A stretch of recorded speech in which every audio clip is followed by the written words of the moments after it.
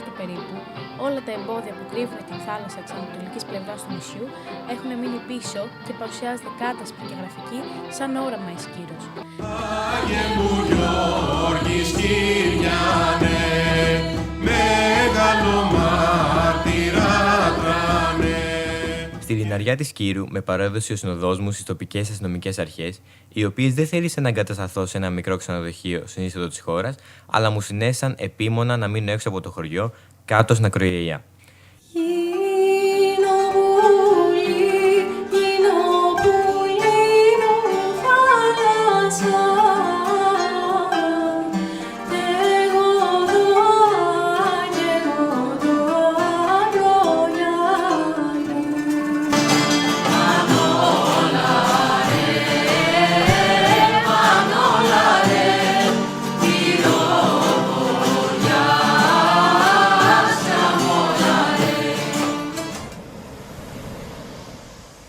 Να σ' ανασάνω, Σκύρος, ακόμα που μοσχοβολάς φρεσκοκομμένο άχυρο και νόστο, ασβέστη και βασιλικό.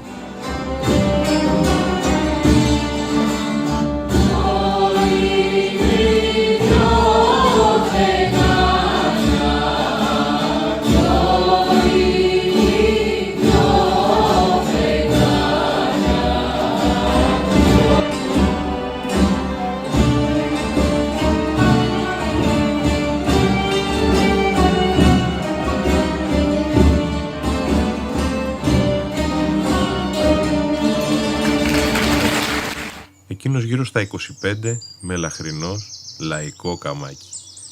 Εκείνη γύρω στα 20, ξανθιά, προφανώς ξένη. Είχανε πάει φαίνεται για τσαϊράδα, μα στην επιστροφή τους χάλασε το μηχανάκι και τώρα ήταν αναγκασμένοι να το σπρώχνουνε σιγά σιγά. Ξινά τους είχα βγει τα ζαχαρώματα.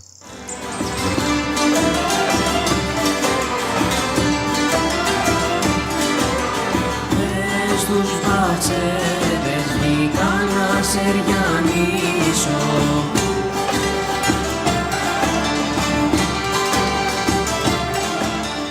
Η αρρώστια φούντωνε και κλάδωνε. Βροντούσε κάτω γερά κορμιά και θέριζε ολόδροσα βλαστάρια.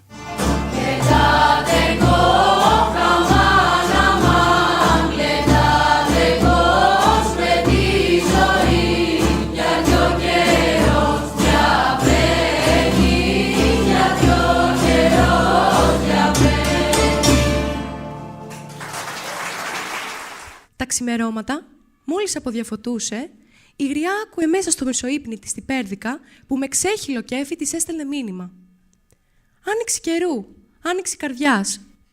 Τραγούδα, πουλάκι μου, τραγούδα, κι ας μη φτάνει η φωνή σου στις πλαγιές της Κύρος».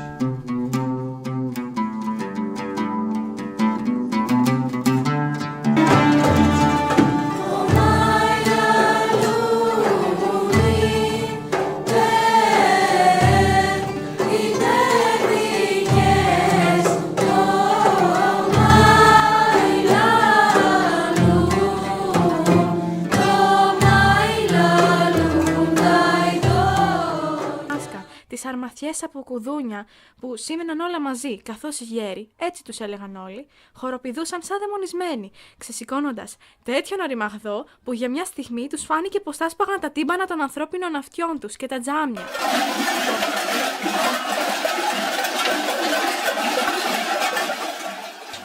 Όλα τα μελωδικά ποικίλματα καταγράφηκαν διεξοδικά για να αποδώσουν όσο γίνεται πιστότερα το ατομικό ύφος και τις παραλλαγές του κάθε εκτελεστή, καθώς και το μοναδικό μουσικό ιδίωμα της Κύρου.